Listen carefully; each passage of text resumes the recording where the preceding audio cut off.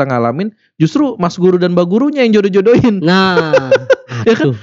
Mendapat cinta, perhatian dari orang tua yang Kasih mereka nggak sayang dapat, gitu ya. kasih Betul. sayang, akhirnya mereka jadian bisa cepat merambat ke hormon testosteronnya. Kemana-mana deh tuh ya. Mulai Nah, panas tuh dulu ya. panas gitu. Nah, si perempuan nggak merasakan itu. Udahlah, putus aja. Gara-gara nggak diingetin makan sama ayang. Aku seminggu ini Kak nggak ditegur lagi sama pacar aku. Ya. Dia melakukan cutting, sayat-sayat diri sendiri. Iya, berarti kan ini usia SMA, kelas 2 SMA. Berarti laki-laki kelas perempuan? 11. Perempuan. Oke. Perempuan, ya kan? Dia cutting nih. Nah, ketika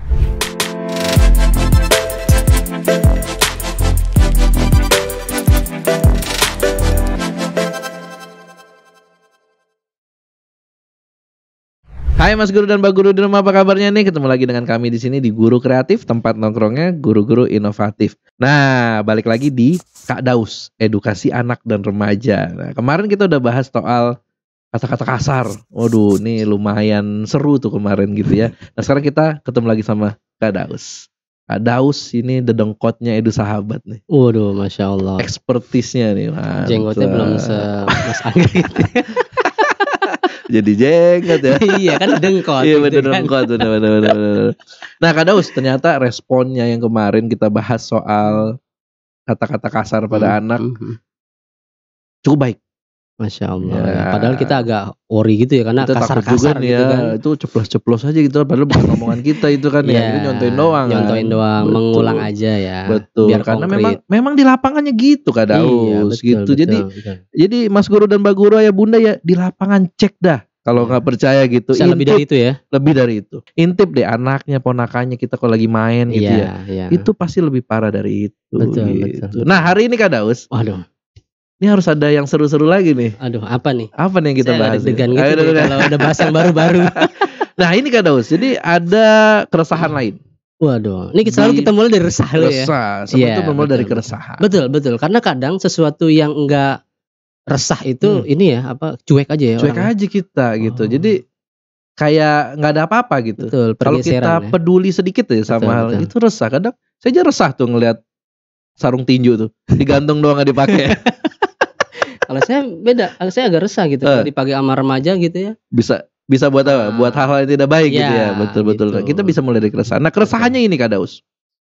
Kita ngomongin anak dan remaja nih. Kak Daus edukasi anak dan remaja gitu ya. Nah kita ngomongin remaja, yang paling identik dengan remaja itu kalau buat beberapa orang adalah cinta-cintaan. Waduh. Pacaran. Wah. Cinta monyet ya. Gitu. Kalau kita resah, kalau remaja beda ya. Malamnya resah tuh kan. Iya. Cinta monyet Kak namanya dulu tuh ya. Saya nggak tahu emang monyet pacaran gitu. Saya juga nggak tahu gitu. Kenapa nama cinta monyet saya juga nggak ngerti gitu ya. Nah suka-sukaan cinta-cintaan di remaja. Nih definisi remajanya Kak Daus yang lebih paham nih. Yang saya tahunya adalah pokoknya anak sekolah gitu ya. Mungkin usia SMP ke atas gitu ya. Udah mulai tertarik dengan lawan jenis gitu ya. Udah mulai caper-caper gitu ya. Kalau dulu minta foto gitu ya. Betul. Nah itu fenomenanya seperti itu Kak Daus. Nah cuman kan yang sama seperti kata-kata kasar kemarin tuh Kak Daus. Dulu mungkin anak SMP yang mulai meluapkan kata-kata. Tapi ini kayaknya makin turun juga nih Kak Daus nih. Oh iya. Makin turun juga nih, makin muda, makin kecil sudah mulai tahu dengan pacaran atau cinta monyet tadi. Nah, fenomenanya seperti itu yang kami rasakan, keresahannya gitu Kak Daus. Silakan dengan segala macam pengalaman dan pengetahuan yang Kak Daus tentang pacaran-pacaran. Pasti banyak nih kasusnya di lapangan. Sebetulnya kayaknya banyakan ini ya, Mas Guru dan Mbak Guru ya, termasuk ayah bunda ya gitu ya, tentang fenomena atau mungkin di depan mereka tentang fenomena pacaran, atau mungkin mereka nggak merasa itu bukan keresahan. Mungkin mereka merasa maklum lah anak-anak umur remaja gitu ya. Malahan yang nggak dapat pacar malah dorong. Kamu udah umur segini nggak punya pacar apa? Gitu kan. Dengan maraknya LGBT ntar dibilang kamu homo ya. Nah akhirnya mendorong lagi gitu ya. Nah ini yang saya bilang, kalau istilah guru saya itu Bu Eli Risman, membeo nih namanya. Membeo. Artinya apa kan? Membeo itu kan sebetulnya kayak beo dibilang selamat pagi. Berarti kan omongannya selamat pagi. Betul. Pacaran Terus misalkan kayak apa namanya Beo, udah makan, berarti udah makan. Sekarang tuh FOMO Kak istilahnya. Apa namanya? FOMO. Oh FOMO. Jadi ketakutan kalau tidak sama dengan orang lain yang sedang tren atau sedang yang berlaku common di masyarakat. Betul. Nah, itu kan, FOMO istilahnya. Kan kemarin Mas Angga udah bilang ya bahwa visi misi salah satunya mencerdaskan bangsa, insya Allah. Berarti mengembalikan lagi masyarakat kita, ayah bunda dan para orang tua kembali lagi otaknya cerdas dong. Berpikir kritis salah satunya gitu ya. Bukan pengen sama orang lain. Betul. Gitu ya. Kalau memang itu tidak sesuai dengan kaidah atau dengan value, ya harusnya nggak usah kita ikuti. Dan harusnya kita peduli untuk meluruskan itu kembali. Nah, itu Mas Guru dan Mbak Guru. Makanya tadi Mas Angga bilang cocok banget tuh keresahan. Nah, kita nggak tahu nih, kita ibaratnya curcol lah ya awalnya karena kita ngajak juga ini menjadi sebuah keresahan, bukan dimaklumi. Nah, yang tadi saya katakan tentang yang namanya dimaklumi, akhirnya masyarakat kita banyak memaklumi yang jadi, sebetulnya menggerus nilai-nilai. Betul. Gitu. Bahkan mohon maaf ya, misalnya di sekolah dulu ya, pernah juga kita ngalamin justru Mas Guru dan Mbak Gurunya yang jodoh-jodohin. Nah, ya kan, kamu tuh sama dia aja gitu. Ini kan mungkin konteksnya di satu sisi ada positifnya gitu ya, tapi tetap itu kan di luar value gitu loh maksudnya. Silakan Kak. Jadi gini, Mas Angga, saya jadi terpikir sama satu situasi di mana ada anak-anak yang tidak dipahami nih secara psikologis gitu ya, secara hormonal ya oleh para orang tua, ayah bunda, termasuk Mas Guru dan Mbak Guru nih ya. Kita sharing lah niatnya gitu ya. Makanya kenapa tadi ada ngedorong-dorong anak-anak usia itu pacar-pacaran, kemudian jodoh-jodohan gitu. Sebenarnya tahu gak sih situasi atau gejolak-gejolak yang terjadi sama diri anak-anak usia ini gitu ya. Salah satunya kerja hormonnya. Nah, kalau kerja hormon yang laki-laki itu kan identik dengan testosteron. Testosteron, saya ingat tuh. Testosteron ini kan sebetulnya hormon laki-laki banget. Nah, ada di situ bikin kerja hormon secara pertumbuhan, termasuk salah satunya adalah di sini hormon seksual, hormon syahwat, gitu ya. Mulai muncul tuh kan sederhananya kan dijodoh-jodohin nih, ya kan? Malu-malu, karena udah terbiasa, karena udah sering ketemu, karena udah banyak yang mendorong. Berarti nangkep dong. Oh, saya didukung. Kenapa mesti malu? Kenapa saya nggak berani? Akhirnya mereka bernegosiasi, berkompromi sama dirinya. Akhirnya mereka menggerus sendiri nilai-nilai yang selama ini mungkin di SD, di SMP mereka dapatkan. Akhirnya pacaran kan? Nah, mereka nggak tahu nih. Kan orang cuma bisa nganterin sampai pacar-pacaran doang. Sampai jodoh-jodohan gitu. Pas sudah jadian semua ninggalin gitu ya. Paling minta traktir doang namanya. Apa tuh namanya istilah PJJ ya? PJJ. Pajak jadian. Nah, kan comblang-comblang enggak tahu nih. Ketika mereka udah mulai berpacaran, yang laki-laki hormon testosteron gitu ya, yang perempuan juga sudah bekerja secara hormonal gitu ya, apalagi secara moodnya, apalagi yang perempuan tuh juga ingin mendapat cinta, perhatian dari orang tua yang kasih mereka nggak dapat, gitu kasih sayang, akhirnya mereka jadian. Nah, yang jadian ini nih Mas Angga, yang kadang-kadang jadian ya, bukan jadi-jadian ya? Bukan. Nah, jadian ya. Kalau itu jadi setan-setanan. Jadian. Iya. Kan kita masih dengar ya, kalau misalkan orang bilang ini jangan dua-duaan, yang ketiga setan. Gitu ya. Sebetulnya nggak bisa disalahin juga setan. Karena kan kerja hormonnya ini kan, akhirnya mereka yang mulanya tadi pegang-pegangan ya, sampai yang lebih dari itu, nauzubillah, sampai terjadi perzinahan. Nah, ini yang menurut saya kadang orang nggak mikir sampai sejauh sana. Lupa. Mikir. Karena ada beberapa kasus-kasus yang udah saya dapatkan, misalkan. Nah, ini seru nih kalau udah ngomongin kasus. Yang saya tunggu-tunggu nih, Mas Guru dan Mbak Guru dan Ayah Bunda nih. Kalau udah ngomong kasus nih.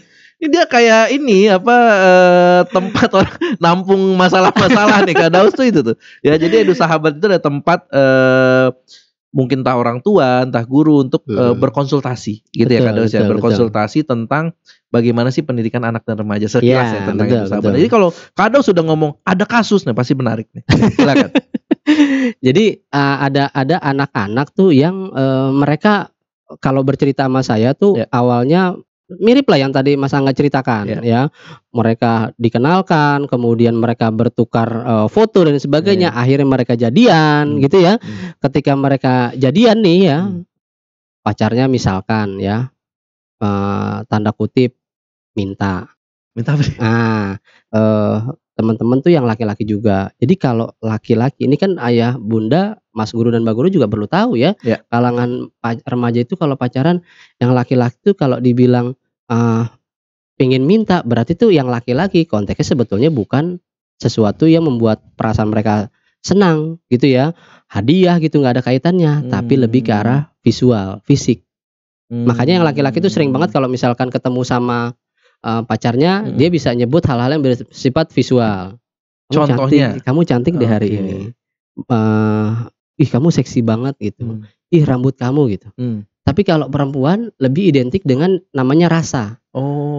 Kamu itu masalahnya sampai sekarang. Iya, nih saya kasih contoh aja nih ya. Nih kebetulan ada teman-teman kita ya, Mas Angga udah menyiapkan gitu ya. Nih kalau Edu sahabat nih siap sekali ya udah sampai kalau yang perempuan tuh gini. Hati. Berarti ini kan persoalan rasa. Ya, ini persoalan rasa nih ya. Cinta gitu ya. Cinta, sayang, perhatian gitu ya. Makanya ketika diberi hadiah segala macam ini ya, membuat mereka merasa sayang, senang gitu ya. Dikasih coklat, dikasih betul. Gitu, nah, ini yang kadang nggak diketahui, nggak diajarkan ke putra-putrinya atau mas guru dan guru pahami gitu ya. Sedangkan di laki-laki itu seolah-olah begini ya, kebalik. Seolah-olah tuh begini ya. Tapi sebetulnya mereka melihatnya ini.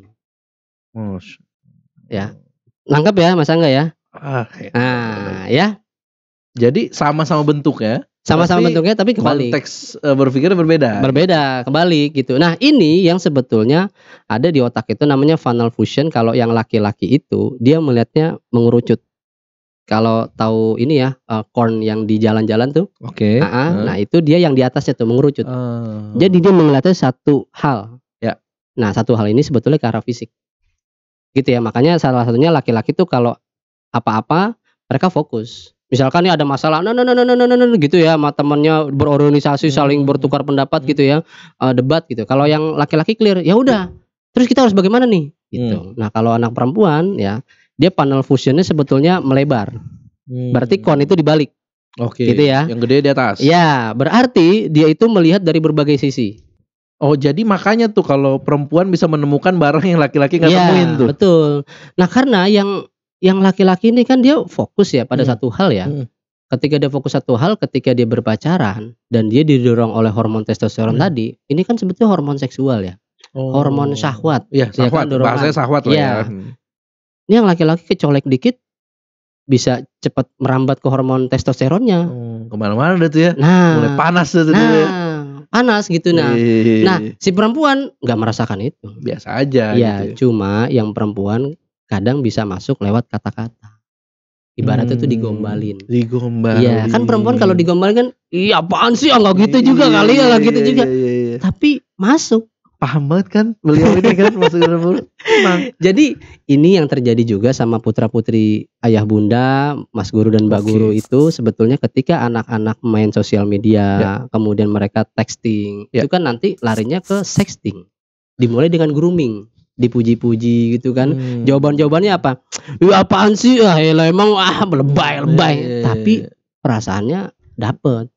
Sehingga orang kan kalau bisa lebay, udah ya, kan kalau cowok kan fokus aja, udah ya, tegas. Tapi kan kadang, bisa aja sih, tapi masih respon. Balik lagi kalau cowok kalau dia fisiknya udah nggak tertarik, udah bisa selesai itu ya. Nah ini yang kita perlu bahas tentang yang namanya tadi cinta monyet tadi. Nah suatu ketika nih kasus nih. Enggak sih, enggak. Ini ilustrasi. Saya nungguin kasus nih, ilustrasi. Oke. Ilustrasi dulu. Kalau saya kasus teman-teman zaman dulu takut kesebut nama, bahaya ntar. Terus kita bip aja, gampang. Ya, oke. Nah jadi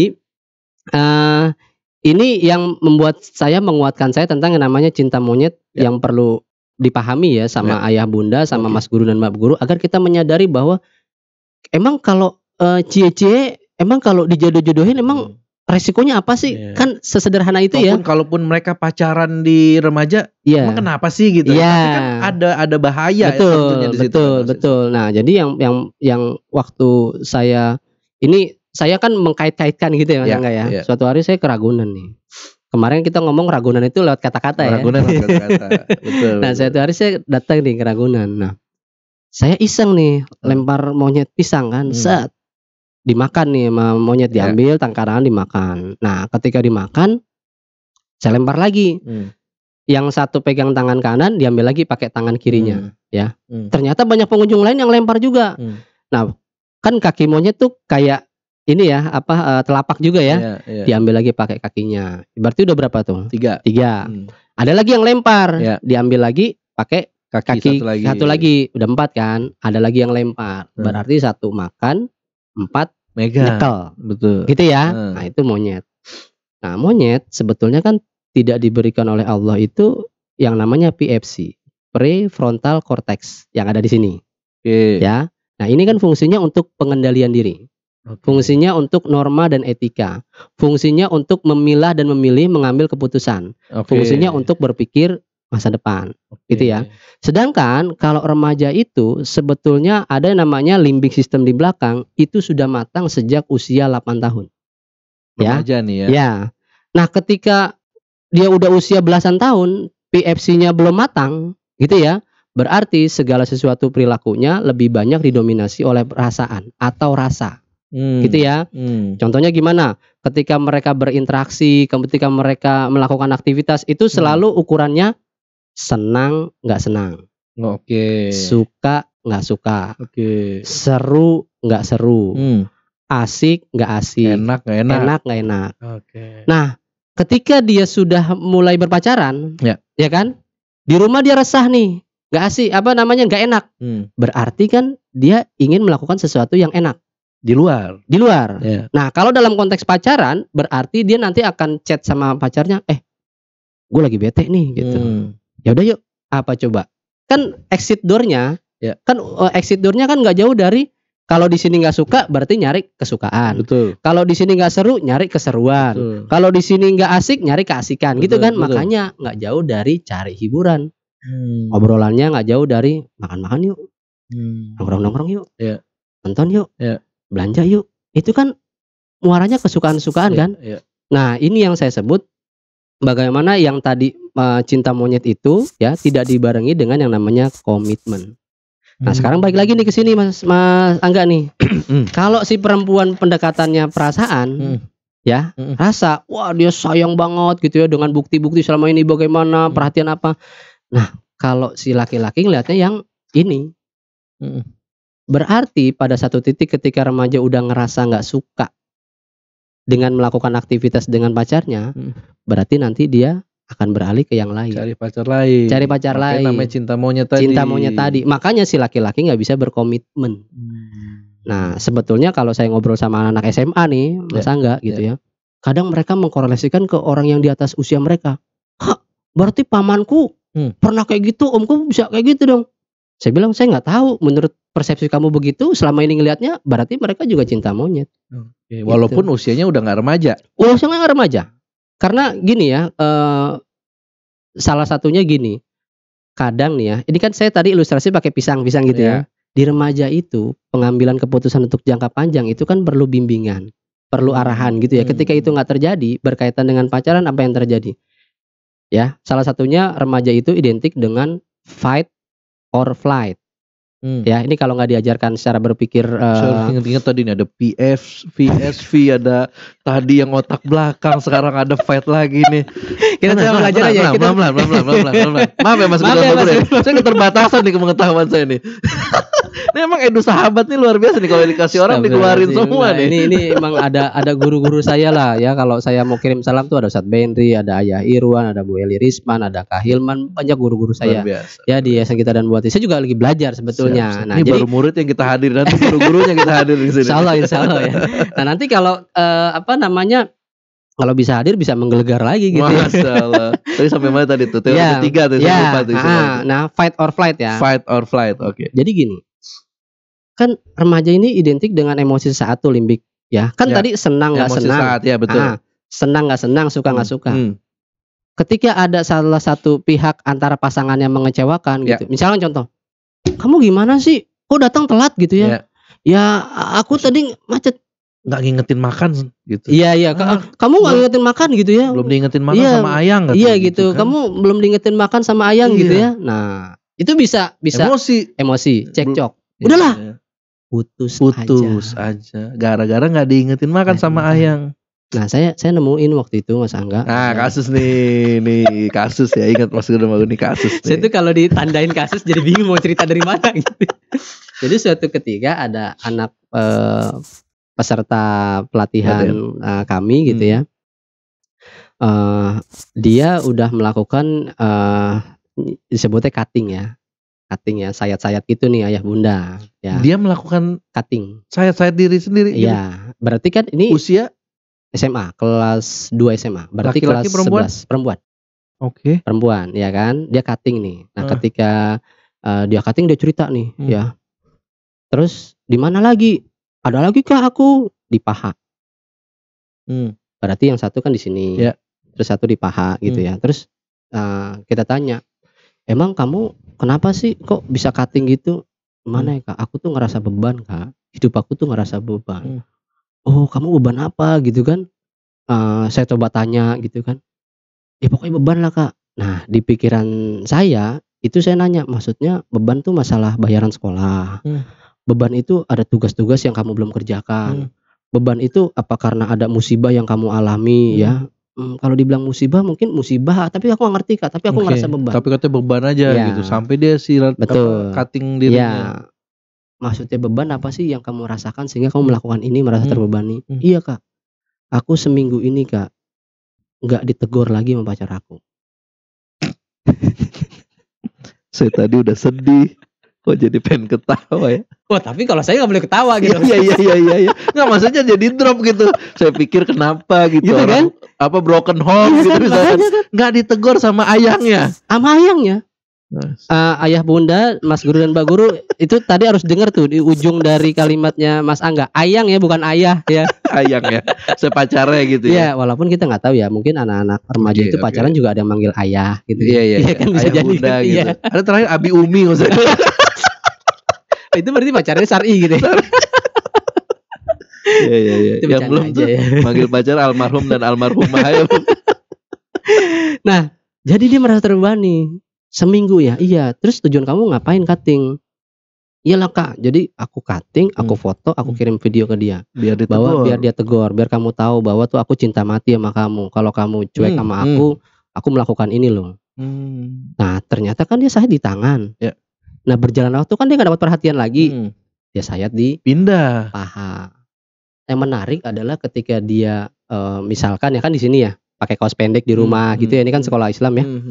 Itu orang tuanya nggak tahu. Kamu kenapa tangannya? Ini kebeset naik kena kawat gitu.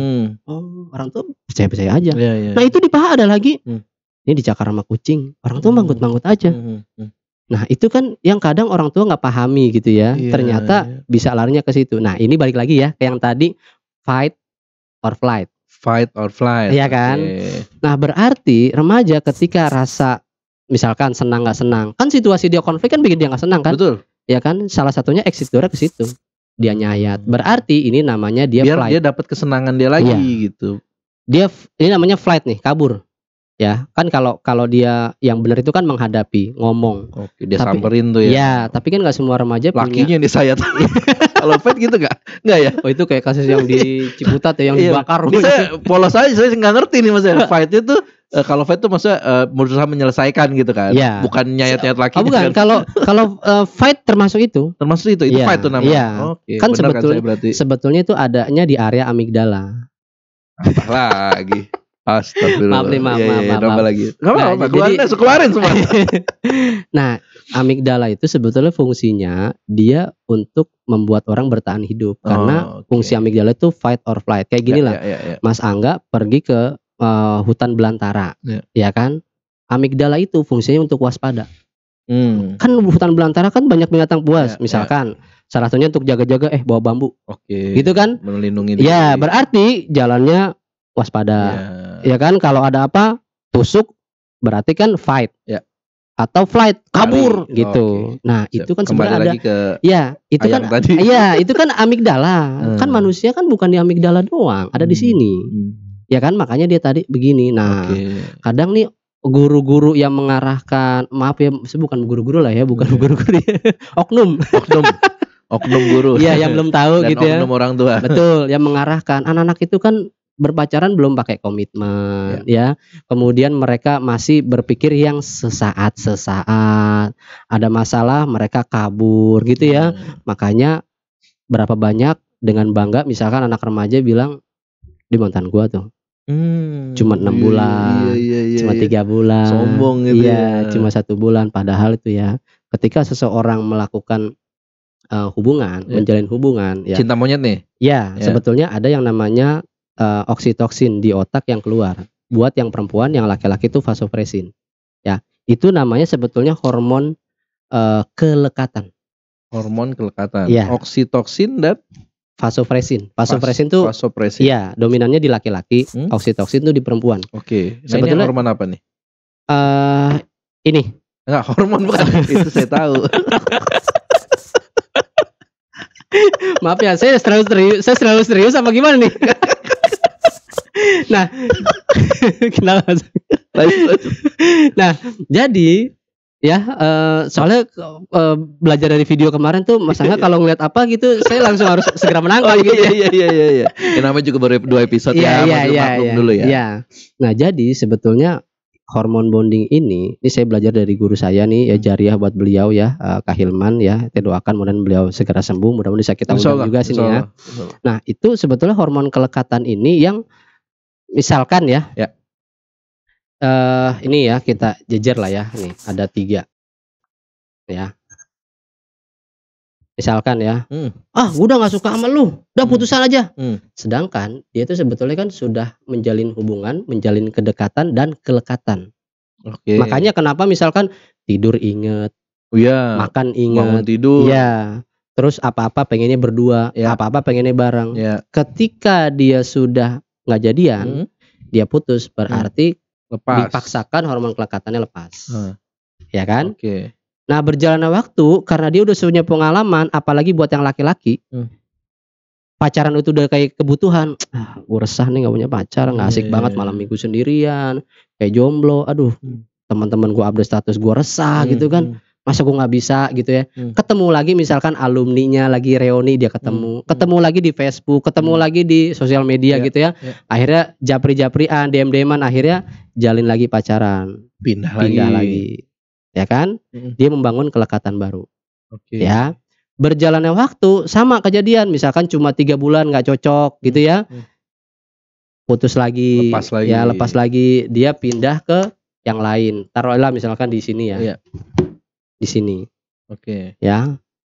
Putus lagi, dia pindah lagi misalkan ke sini. Nah, sekarang pertanyaannya, menurut Mas Angga nih, semakin dia banyak menjalin dengan orang lain, kelekatan gitu ya. Ini kira-kira kerekatannya masih berfungsi seperti awal gak? Enggak. Berkurang. Nah, ini saya berpikir jangka panjangnya adalah ketika dia menjalin hubungan dengan pasangan sahnya lewat menikah nanti gitu ya. Nah, makanya yang terjadi kayak gini. Udah gak terlalu nempel. Bahkan dia akan teringat-ingat lagi dengan pacarnya yang lalu. Bahkan dia nanti di sosial media dia ketemu lagi, bisa balik lagi. Karena kelekatannya dengan berbagai orang. Nah, ini yang kalau dikaitkan dengan situasi di negeri kita sekarang, dengan perceraian ya, dengan pelakor dan sebagainya, ini yang terjadi.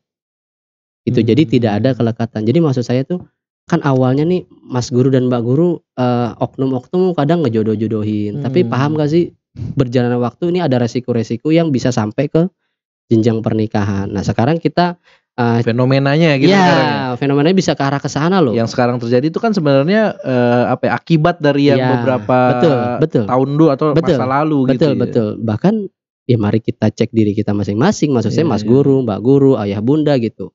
Kenapa sekarang remaja mau pacaran seolah-olah mesti didorong? Kok kamu nggak punya pacar sih? Kok kamu nggak pacar apa istilahnya tadi tuh? Nah, yang menarik selanjutnya adalah Kak Daus gini. Sebagai guru nih, atau orang tua juga ya, ayah bunda gitu ya. Ketika kita menemukan anak kita nih atau murid kita, ya paling tidak murid di kelas kita gitu ya. Kita akhirnya tahu nih, wah ini dia pacaran nih. Anak di rumah gitu udah mulai suka-sukaan nih, cinta-cintaan nih, cinta monyet tadi lah ibaratnya gitu. Nah, itu kita harus ngapain sih gitu? Membolehkan atau gimana nih kalau secara keilmuan yang benar ya gitu ya. Itu kita gimana sih? Jujur saya aja sendiri sebagai orang tua bingung nih ntar nih kalau dia anak saya udah besar, udah remaja, SMP katakanlah gitu, kita harus nyikapin gimana gitu kan, nggak mungkin kita yang tawan chatan sama cowok gitu banding HP-nya gitu, atau nggak boleh main HP kan nggak mungkin karena ada kebutuhan lain di HP-nya gitu misalkan. Oh di luar pacaran nggak boleh keluar kan nggak mungkin gitu. Nah ini gimana sih Kak Daus? Kadang ada kalimat-kalimat excuse nih yang muncul misalkan kayak gini, kalau nggak punya pacar ntar anak gua homo lagi, ada ini yang salah kaprah. Menurut saya ini yang membeo gitu ya, seolah-olah yang kita hadapin LGBT doang gitu. Betul gitu ya. Pacaran juga nanti perzinahan gitu kan, sama aja sebenarnya. Ini value orang tua juga perlu diperkuat, kan akhirnya kita nggak tahu ternyata di situ ada perzinahan di rumah sendiri. Ya kan orang tua udah ini ya enggak besok bawa orang tua kamu ke sini langsung kita sahin aja langsung. Ya sahin. Oh kok gitu sih? Saya belum siap. Kalau belum siap ngapain ke sini?